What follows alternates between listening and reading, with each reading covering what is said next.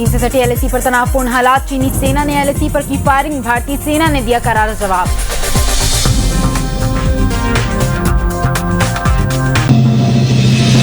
संजय राउत के बिगड़े बोल पर मध्य प्रदेश के गृह मंत्री का बयान, शब्दों का चुनाव सोच समझकर करे नेता, भारत में नारी की होती है पूजा।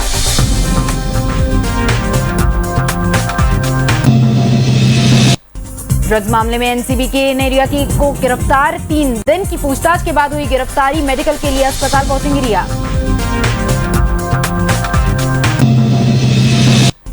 वहीं कर्ज माफी को लेकर मंत्री अरविंद भदौरिया का कांग्रेस पर निशाना, कहा केवल कागजों में हुआ कर्ज माफ।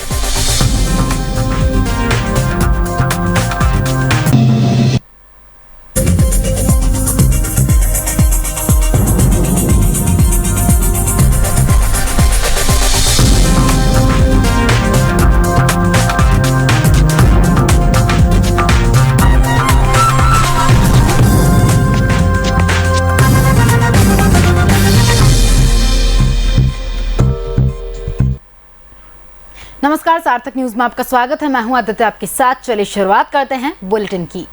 सुशांत मौत मामले में रिया चक्रवर्ती सबसे अहम कड़ी बनी हुई थी। आज एनसीबी की तीसरे दिन की पूछताछ के बाद रिया चक्रवर्ती को गिरफ्तार कर लिया गया है। रिया चक्रवर्ती को ड्रग्स केस के मामले में गिरफ्तार किया गया है। रिया का मेडिकल टेस्ट भी होगा। कल वीडियो कॉन्फ्रेंसिंग के जरिए रिया की किला कोर्ट में पेशी है। रिया की गिरफ्तारी के बाद सुशांत की बहन श्वेता सिंह ने ट्वीट के माध्यम से कहा कि भगवान हमारे साथ है।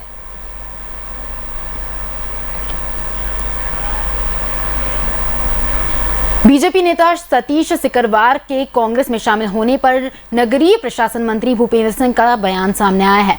सिंह ने कहा है कि प्रदेश में उपचुनाव हैं और नेताओं का आना जाना तो लगा रहता है। कुछ कांग्रेस के कार्यकर्ता भाजपा में भी शामिल हुए हैं और हमने तो 25 विधायक भाजपा में शामिल किए हैं। अब वह सभी भाजपा के सदस्य बन चुके हैं। आना जाना होता है।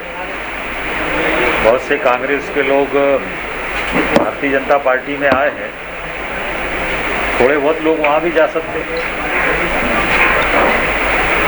देखिए, भारतीय जनता पार्टी में कांग्रेस के जो 25 विधायक सम्मिलित हुए हैं, उनको सभी जगह भारतीय जनता पार्टी परिवार के सदस्य हैं वो, और कोई सदस्य हमारे परिवार में आता है तो उसको सदस्य का सम्मान करना, परिवार में सम्मिलित करना, ये हम सबकी जिम्मेदारी है। अभिनेत्री कंगना रनौत को लेकर शिवसेना सांसद संजय राउत के बयान के बाद मध्य प्रदेश के गृह मंत्री इसकी निंदा कर रहे हैं। गृह मंत्री नरोत्तम मिश्रा ने कहा है कि भारत में तो नारी की पूजा की जाती है, जहां नारी की पूजा होती है वहां भगवान बसते हैं। हम जनता के चुने हुए नेता हैं और शब्दों का चुनाव सोच समझकर करना चाहिए। हम सार्वजनिक जीवन में हैं, हमको मर्यादा, खासकर शाब्दिक मर्यादा का बहुत ज्यादा ध्यान रखना चाहिए। हमारे यहाँ तो भारत के अंदर नारी की पूजा होती है। कहते हैं कि यत्र नारी पूज्यन्ते रमन्ते तत्र देवता, या यूं कह दें कि नारी का सम्मान जहां है, संस्कृति का उत्थान वहां है। मैं अच्छा नहीं मानता जिस तरह के शब्द आदरणीय कंगना जी के लिए बोले गए। फसल मुआवजा और बीमा राशि को लेकर पूर्व मंत्री जयवर्धन सिंह और एनएसयूआई प्रदेश अध्यक्ष विपिन वानखेड़े के साथ कांग्रेस कार्यकर्ताओं ने कलेक्टर कार्यालय का घेराव किया और कलेक्टर को ज्ञापन देकर सोयाबीन की फसल जो नष्ट हो चुकी है उसका सर्वे करवाकर उचित मुआवजा देने की मांग की है। इसके साथ ही पूर्व मंत्री ने कहा कि वंचित किसानों को अगर बीमा राशि नहीं डाली गई तो कांग्रेस पार्टी उग्र आंदोलन करेगी। और इस बीच कांग्रेस कार्यकर्ताओं ने मुख्यमंत्री शिवराज सिंह चौहान मुर्दाबाद मुर्दाबाद के नारे लगाए तथा वानखेड़े ने कहा कि जब से प्रदेश में भारतीय जनता पार्टी की सरकार बनी है तब से आम नागरिक और किसान भाइयों को उन्हीं के पैसे निकालने के लिए एक दिन पहले नंबर लगाना पड़ता है। लाडवन गांव का हमारा भाई जो कि नट समाज से आता था, मानसिंह, आज उसकी कोऑपरेटिव बैंक के बाहर लाइन में खड़े खड़े मृत्यु हो गई। आज भारतीय जनता पार्टी की सरकार के 5 महीनों में ये दूसरे व्यक्ति की मृत्यु है जिसका कारण लाइन में खड़े होना है। जब से भारतीय जनता पार्टी की सरकार बनी है तब से किसानों को, आम जनता को हर काम के लिए लाइन में खड़ा होना पड़ता है। यही स्थिति 2018 के पहले जब प्रदेश में भारतीय जनता पार्टी की सरकार थी तब भी थी, हर व्यक्ति को लाइन में खड़ा होना पड़ता था। और आज जब से भारतीय जनता पार्टी की सरकार बनी है तब से फिर से यही स्थिति है, हर व्यक्ति को लाइन में खड़ा होना पड़ रहा है। मंत्री अरविंद भदौरिया ने कमलनाथ पर जमकर हमला बोला है। किसानों की कर्ज माफी को लेकर मंत्री ने कमलनाथ पर गंभीर आरोप लगाए हैं। भदौरिया ने कहा है कि कमलनाथ जी की सरकार ने 15 महीने में किसी किसान का कर्ज माफ नहीं किया है। कांग्रेस ने बस कागजी कार्रवाई में ही किसानों का कर्ज माफ किया है, जमीनी स्तर से कोई काम नहीं किया। वहीं बेरोजगारों को बेरोजगारी भत्ता न देने का भी कमलनाथ सरकार पर आरोप लगाया है। वास्तव में 15 महीने की सरकार जो आपकी रही माननीय कमलनाथ जी, आप अंतरात्मा में झांक के देख लीजिए। आपने एक पेन ड्राइव या एक सीडी जारी की, अनादि टीबी वाले, बहुत से किसानों के कागजों पे कर्जे माफ हैं। मैं सहकारिता मंत्री हूँ। वास्तव में हमारी सब बैंक सोसाइटियों को डुबोने के काम में भी ये लोग प्रयास किए हैं। किसानों के खाते में पैसे नहीं गए हैं। आपने कहा था कि हम 10 दिन में संपूर्ण कर्जा माफ़ करेंगे। 10 दिन के 15 महीने रहे आपने नहीं किया। अभी 4-5 दिन पहले मैं देख रहा था बेरोजगारों का आंदोलन, कोई 25, 50, 60 लोग थे, भिंड में भी थे, बड़े जुतम पैजार हो गया। मैं उनको कहना चाहता हूँ, आपके वचन पत्र में आपने घोषणा किया था, आपने बेरोजगार युवाओं के बीच में कहकर कहा था कि 4,000 रुपये तक का हर बेरोजगार को हम भत्ता देंगे। मैं पूछना चाहता हूँ माननीय कमलनाथ जी से, कांग्रेस के नेताओं से, कांग्रेस की सरकार से, 1 रुपये भी किसी मध्य प्रदेश के युवाओं के खाते में डाले हैं क्या? प्रदेश के कई हिस्सों में तेज बारिश का दौर जारी है। मौसम विभाग अधिकारी ने बताया कि 24 घंटे में टीकमगढ़ और बैतूल जिले में तेज बारिश हुई। साथ ही पन्ना में 6.5 सेंटीमीटर बारिश की जानकारी दी। इसी के साथ मौसम विभाग अधिकारी ने बताया कि दूसरे जगहों पर 2 से 3 डिग्री अधिक का तापमान है। मौसम विभाग की जानकारी के मुताबिक 24 घंटे में ग्वालियर चंबल संभाग के स्थानों पर भारी बारिश होने की संभावना है। पिछले 24 घंटों में प्रदेश में टीकमगढ़ और बैतूल जिलों में कहीं कहीं वर्षा दर्ज की गई है और छुटपुट वर्षा है। पन्ना में करीब 6.5 सेंटीमीटर वर्षा दर्ज की गई है। दिन के तापमान सभी जगह बढ़े हुए हैं, सामान्य से 2 से 3 डिग्री अधिक हैं और प्रदेश के ऊपर ऐसा सच सिस्टम कुछ नहीं है जिसके कारण कि बहुत तेज़ बारिश हो या और बहुत ज़्यादा बारिश को उम्मीद करें हम। लेकिन एक द्रोणिका है जो नॉर्थ वेस्ट उत्तर प्रदेश से सेंट्रल राजस्थान तक पास हो रहा है, जिसके कारण आगामी 24 घंटों में ग्वालियर और चंबल संभाग में कुछ स्थानों पर वर्षा गरज चमक की स्थिति बनेगी और शेष प्रदेश में कहीं कहीं बूंदाबांदी होने की संभावना रहेगी। ग्वालियर झांसी हाईवे पर रछारी गांव के पास पुलिस टीम चेकिंग कर रही थी, तभी पीछे से आए ट्रक ने यातायात पुलिस की वाहन को जोरदार टक्कर मार दी। हादसे में होमगार्ड सैनिक मैथिली शरण यादव की मौके पर ही मौत हो गई, जबकि यातायात प्रभारी होतम सिंह बघेल और अन्य पुलिसकर्मी बाल बाल बच गए। घटना के बाद ट्रक ड्राइवर ट्रक छोड़कर मौके पर ही फरार हो गया। सूचना मिलते ही कोतवाली पुलिस घटनास्थल पर पहुंची। पुलिस ट्रक ड्राइवर की तेजी से तलाश कर रही है।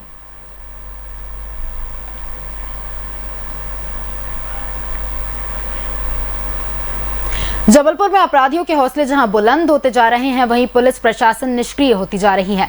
जबलपुर में अब पत्रकारों की जान की सुरक्षा नहीं है। आपराधिक प्रवृत्ति के नीतीश यादव ने पत्रकार के लिए दुश्मनी रखते हुए पहले तो पुलिस पर दबदबा बनाते हुए पुलिस प्रशासन पर दबाव बनाकर पत्रकार पर ब्लैकमेलिंग का झूठा आरोप लगाया और फर्जी केस में फंसने की कोशिश की और 7 दिसंबर की रात नीतीश यादव के 4 गुर्गे 2 बाइकों में आए और पत्थर से कार के कांच फोड़ते हुए हवाई फायरिंग कर हवा में बंदूक लहराते हुए निकल गए।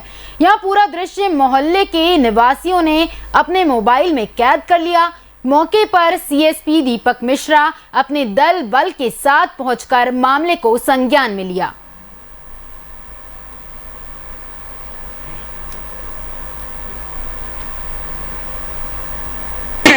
और कुछ दिन पहले मैंने एक कंप्लेंट करी थी, डायल 100 पे भी की थी और उसके बाद में कोई कार्रवाई नहीं हुई है। उसके बाद में ये जो भैया है जिनकी गाड़ी टूटी हुई है, तो उनके यहाँ गई थी मैं, उनको बोली थी कि आप मेरा सपोर्ट कीजिए क्योंकि यहाँ पे जो ये उनका धंधा चल रहा है, लड़कियाँ लाते हैं, कई लड़के आते हैं, जेंट्स आते हैं। अच्छा, इसके पहले जो आपने डायल 100 को शिकायत की थी वो किस मामले में आपने शिकायत की थी? जी यही मामले में कि ये लोग लड़कियां लाते हैं और रोज परेशानी है, हमको दारू पीते हैं, रोज शाम को 10-10, 20-20 लड़के आते हैं और रोज दारू पीने आते हैं, फिर लड़कियां भी ले आते हैं, रात भर रहते हैं, तो हमें परेशानी होती है। और मेरे दरवाजे में इन्होंने बहुत जम के कोई चीज़ मार दी थी, तो मैंने डायल 100 में कॉल किया था। उस टाइम में जब कॉल किया था पुलिस आई थी तो लड़का एक लड़की पकड़ी गई थी। तो आप लोगों का ये कहना है कि गोली चलाते हुए किसी ने नहीं देखा। सबसे पूछताछ की गई, गोली चलाते हुए किसी ने नहीं देखा है। मोटरसाइकिल में भी आजकल ऐसे साइलेंसर आ गए हैं कि जिनको अगर हम चलाना जानते हैं तो वो गोली की तरह आवाज़ करते हैं। तो अगर मान लीजिए गोली चलाते हुए किसी ने देखा है, पुलिस ने जांच की है, पूरे तस्दीक किया है, एक एक जगह देखा है, कहीं पे कोई खोखा या कोई बारूद इस टाइप का कोई निशान नहीं मिला है। सुबह फिर तस्दीक की जाएगी और जो भी सच्ची और वैधानिक कार्रवाई होती है। जैसा कि ये ईडब्ल्यूएस में कई सेक्स स्कैंडल का मामला सामने आया है, कई लोग यहाँ पर देह व्यापार करवाते हैं, इस पर क्या कहना चाहते हैं? नहीं, देह व्यापार एज सच पुलिस जब भी आती है चेक करती है, पुलिस को सूचना मिलती है, पुलिस सितंबर को गढ़ी के उमर झूला में नक्सलियों के आने की सूचना पर पुलिस के जवान सर्चिंग के लिए निकले। सुरक्षा बलों के जवान और नक्सलियों के बीच जंगल क्षेत्र में हुई मुठभेड़ में दोनों ओर से कई राउंड फायरिंग होने की जानकारी मिली है, जिसके बाद आज 7 सितंबर को मुठभेड़ स्थल के पास सर्चिंग कर रहे सुरक्षा बलों के जवानों को एक शख्स का शव मिला है। क्योंकि उसके शरीर पर नक्सली यूनिफॉर्म नहीं होने से यह साफ नहीं है कि मृत मिला शख्स नक्सली है या फिर नक्सलियों का सहयोगी। बहरहाल सुरक्षा बलों ने मृतक शख्स का शव बरामद कर लिया है, जिसका शिनाख्ती की जा रही है और मामले की पुष्टि एसपी अभिषेक तिवारी ने करते हुए बताया कि मुठभेड़ के बाद जंगल में सर्चिंग अभियान तेज कर दिया गया है। कल दिनांक जो गढ़ी थाना क्षेत्र के अंतर्गत नेशनल फॉरेस्ट एरिया में जो अपना बसपहरा जंगल है, वहाँ पर विस्तार प्लाटून और अपने हॉक फोर्स के बीच में एक्सचेंज ऑफ फायर हुआ है और लगभग हम लोग एंटिसिपेट कर रहे थे कि वहाँ पर 12 से 15 नक्सली आने वाले हैं, जिस कारण से सर्चिंग अभियान चालू किया गया था वहाँ पर। और वहाँ पर हमारे हॉक फोर्स को जब वो सर्चिंग अभियान कर रहे थे उस दौरान एक पहाड़ी पर चढ़ते समय ऊपर से फायर आया। करीब 40 से 50 राउंड नक्सलियों की तरफ से फायर हुए हैं। हॉक फोर्स ने भी अपने सुरक्षार्थ 18 से 20 राउंड फायर किए हैं और ये कार्रवाई कल देर शाम की और अंधेरा होते तक की है और उसके बाद फिर पुनः आज सुबह जब सर्चिंग ऑपरेशन वहाँ पर अन्य 3-4 पार्टी और एक्स्ट्रा पुट करके वहाँ पर चलाया गया, तो आसपास के क्षेत्र में फिर वो सर्चिंग अभियान के द्वारा भी उस दलम की अलीराजपुर के वागदी में रोड की सुविधा न होने पर लोगों को बड़ी दिक्कतों का सामना करना पड़ रहा है। ग्रामीणों की लंबी मांग है कि टोकरा नदी पर पुल बनाएं और रोड बनवाई जाए। ग्रामीणों ने बताया कि लगातार कई सरकार से मांग कर चुके हैं, लेकिन आज तक यहां पर रोड मार्ग की सुविधा नहीं मिली है। सरपंच पुत्र बीरबल डुडवे ने बताया कि मुख्यमंत्री शिवराज सिंह चौहान की जन आशीर्वाद यात्रा में पुल की मांग की थी और जिला प्रशासन ने उसके बाद तत्काल प्रस्ताव बनाने की मंजूरी पीडब्ल्यूडी को दे दी थी, लेकिन आज तक स्वीकृत नहीं मिली है। ग्राम पंचायत वागदी का मैं सरपंच पुत्र बीरबल डुडवे। हमारे ग्राम पंचायत वागदी की एक बहुत बड़ी लंबे समय से एक समस्या चल रही है। यहाँ 3.5 किलोमीटर से अधिक रोड नहीं है और एक नदी बीच में पड़ती है जिसमें पुल भी नहीं है, जिससे किसान काफ़ी परेशान हैं। पिछले 3.5 महीने से ट्रांसफार्मर जला हुआ था, जो कि रोड नहीं होने के कारण किसान को 3.5 महीने के बाद आज प्राप्त हुआ। जो भी नदी पे और रोड पर धक्का के किसान अपनी मेहनत पर लाए हैं। ऐसे मकसद करते करते कोई पीढ़ियाँ बीत गई है, आज तक किसी भी प्रकार का इनको रोड की सुविधा नहीं मिल पाई है। हमने पूर्व विधायक श्रीमती सुलोचना रावत, पूर्व विधायक माधव सिंह डावर, वर्तमान विधायक कलावती भूरिया व अन्य कई बार हमने आवेदन ज्ञापन दिया है, लेकिन आज तक किसानों का समस्या हल नहीं की है। हमारे बालाघाट के चंगटोला में राजस्व विभाग के दायरे में आने वाले सहेकी नाला है, जहां से दिन दहाड़े रेत का अवैध खनन पर परिवहन चल रहा है।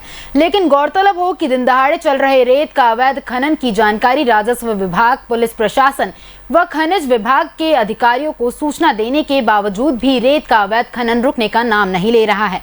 सालों से चल रहे इस रेत का अवैध खनन से सहेकी नाला बड़े बड़े खाई रूपी गड्ढे में तब्दील हो गया है, जिससे अनेक दुर्घटनाएं जन्म ले रही हैं। अब ग्रामीण प्रशासन से अवैध उत्खनन रोकने की गुहार लगा रहे हैं। क्या है, बैल धुलने गया था मैं, बैल धुलते क्या है, उसके बाद है तो गड्ढा हो गया, वहाँ से जाती है तो धोखे से बैल से घुसे तो मैं बैल को बचाने गया तो मैं घुस पड़ा, तो बैल हो गए तो वहाँ आए तो बैल दब गए, पानी तो पूरा। आप बैल धोने किस नाले में गए थे? साकी नाला में। वहाँ क्या वर्षों से अवैध खनन हो रहा है? हाँ वो बहुत पहले से हो रहा है। तो आप कैसे गड्ढों में घुस गए वहाँ? इधर मैं किनारे में झूल रहा था, बहुत किनारे इधर दूर में था, उसमें बैल थोड़ी घूमे तो उधर गड्ढा है, तो बैल घुस के बचाने गया साथ में, तो बैल डूब गए वहाँ गड्ढे है। तो वहाँ नाले में उतना ज़्यादा गड्ढा कैसे हो गया? रेत से निकालते हैं वहाँ से किनारे सब। भोपाल के अयोध्या नगर चौराहे पर ठेले वालों से नगर निगम हर हफ्ते अवैध वसूली कर रही है। 100 रुपए हर ठेले वाले से अवैध रूप से लिए जा रहे हैं। पब्लिक का यह कहना है कि हमारी दुकान कोरोना के कारण चल नहीं रही है और हर 2-4 दिन में हम इनको 100 रुपए देने के लिए कहां से लाएं। हमने पहले से साफ सफाई और डस्टबिन रखा हुआ है, ना ही हम लोग पन्नी रखते हैं, फिर भी यह कुछ न कुछ बहाना लेकर के 100 रुपए की रसीद काट देते हैं। इधर नगर निगम एचओ से बात करी तो उनका कहना है कि हम केवल साफ सफाई और डस्टबिन ना होने की वजह से 100 रुपए का चालान काटते हैं। अगर डस्टबिन होगा और साफ सफाई होगी तो हम चालान नहीं काटेंगे। क्या समस्या है?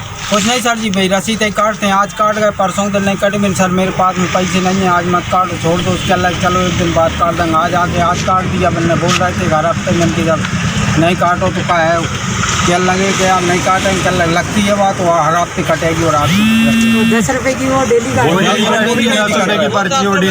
करते हैं। ऐसा हम दरोगाओं को सबको समझाते हैं कि सारी चीज़ सफाई में अपन को शामिल करना है, कटिंग भी करना है, कचरे को भी उठाना है, मट्टी को भी उठाना है, पत्थरों को भी उठाना है, ये हम उनको समझाते हैं। और स्पॉट फाइन के लिए भी प्रेरित करते हैं कि आप स्पॉट फाइन भी करें, क्योंकि जब तक आप स्पॉट फाइन नहीं करेंगे, लेकिन स्पॉट फाइन सिर्फ मामूली से उनको कि पता चलना चाहिए कि मैंने गलती की है। सज़ा पैसा इकट्ठा नहीं करना हमारा महत्व है, मतलब है कि उसको पता चलना चाहिए कि मैंने गलती की, इसलिए मेरे 100 रुपये का नुकसान हुआ, तो कल से वो पॉलीथीन यूज़ नहीं करेगा, गंदगी नहीं करेगा। अभी जैसे अयोध्या नगर चौराहे पे जो ठेले लग रहे हैं उनके फाइन कट रहे हैं, किस विषय में फाइन कट रहे हैं? इसीलिए कट रहे हैं कि उनकी दुकानों के सामने डस्टबिन नहीं है। वो लोग सब्जी की जो ट्रे है उसको डस्टबिन समझ के रखते हैं। हमने उनसे कहा ये डस्टबिन नहीं है, आप एक बाल्टी खरीद के लाइए। हमारे पास भी हम लोग 475 रुपये में 3 बाल्टी होम कंपोस्ट है, वो भी देते हैं, चाहे तो उसको भी यूज़ कर सकते हैं। वो लोग डस्टबिन रखें, पॉलीथीन का प्रयोग नहीं करें, किसी प्रकार का। नेपानगर में अवैध शराब को लेकर 2 पक्षों के बीच विवाद हुआ। 2 पक्षों के बीच अवैध शराब को लेकर हुए विवाद के चलते कांग्रेस नेताओं ने नेपानगर थाने का घेराव कर दिया। वहीं हंगामा करते हुए नेपानगर थाने के टीआई जितेंद्र यादव ने झूमा झपटी भी की। इस मामले में शासकीय कार्य में बाधा और बवाल करने के आरोप में पुलिस ने 2 कांग्रेस पार्षद और 11 अज्ञात आरोपियों को खिलाफ मामला दर्ज कर लिया है। 7 नंबर गेट नेपानगर इलाके में 2 पक्षों के बीच में झगड़ा या विवाद हुआ था। उसके कारण एक पक्ष थाने आ गया था। थाने आने की सूचना जब दूसरे पक्ष को मिली तो दूसरा पक्ष करीबन 10-15 लोगों के साथ थाने के बाहर आ गया और उनके आपत्तिजनक शब्दों से और थाने के बाहर इकट्ठा होने से पुलिस बल को बुलाया गया। तो दोनों चूँकि थाने के अंदर आने का प्रयास कर रहे थे, जिनको बताया गया कि आप बाहर जाइए। इस दौरान पुलिस से झूमा झटकी धक्का मुक्की हुई। उन दोनों पक्षों को जब बाहर कर दिया तो दोनों पक्षों ने, जनप्रतिनिधियों ने आके उनमें आपस में समझौता करा दिया और दोनों पक्ष अपना आपसी समझौता करके यहाँ लिख कर गए। लेकिन पुलिस के साथ जो थाने पर जो धक्का मुक्की और उनके द्वारा जो आपराधिक कार्य किया गया है, उसके संबंध में थाने पर FIR 353 में दर्ज की गई। उज्जैन में लूट और हत्या के 2 आरोपियों को महतपुर पुलिस ने गिरफ्तार कर लिया है। इन दोनों आरोपियों पर इनाम घोषित था। इस संबंध में एडिशनल एसपी ने बताया कि आरोपी कई दिनों से फरार चल रहे थे। पुलिस ने इनामी बदमाश गंपू और मुमताज को महतपुर से गिरफ्तार कर लिया है और साथ ही रासुका की कार्रवाई करते हुए आरोपियों को जबलपुर भेज दिया गया है। उज्जैन पुलिस के द्वारा जो फरार अपराधियों के विरुद्ध अभियान चलाया जा रहा है, उसमें 2 फरार आरोपियों को गिरफ्तार करने में सफलता मिली है, जिसमें एक गंपूर जो मुमताज, ये थाना महिदपुर का एक कुख्यात बदमाश है, जिसके ऊपर कई गंभीर अपराध थे और लगभग 1 वर्ष से फरार था, जिसके विरुद्ध NSA की कार्रवाई की गई तथा एक कन्विक्शन वारंट जिसमें इसको लूट में सजा भी मिली थी, उसको भी तामील कराया गया है। और दूसरा आरोपी जो हत्या के अपराध में गिरफ्तार था, इमरान उर्फ बबलू, जिसके ऊपर 5000 का इनाम था, उसको भी महिदपुर पुलिस को गिरफ्तार करने में सफलता मिली है। तो फिलहाल इस बुलेटिन में बस इतना ही। खबरों की ताज़ा अपडेट्स के लिए बने रहिए सार्थक न्यूज़ के साथ।